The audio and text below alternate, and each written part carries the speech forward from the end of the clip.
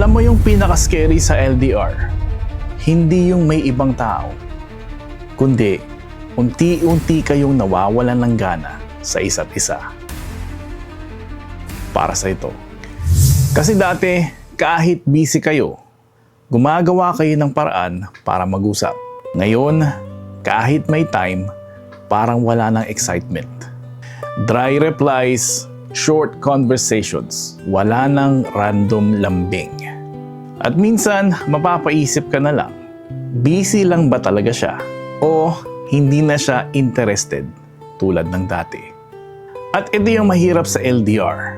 Hindi mo agad mapapansin kung lumalayo na ba yung tao. Kasi technically, nandyan pa rin naman siya. Nagre-reply pa, tumatawag pa minsan. Pero emotionally, parang hindi mo na siya ma-reach. At ang masakit, minsan pareho pa kayong nagsistay. Hindi dahil masaya pa, kundi dahil sayang yung years. Sayang yung memories, sayang yung effort. Pero tandaan mo to, hindi porket matagal na, healthy pa.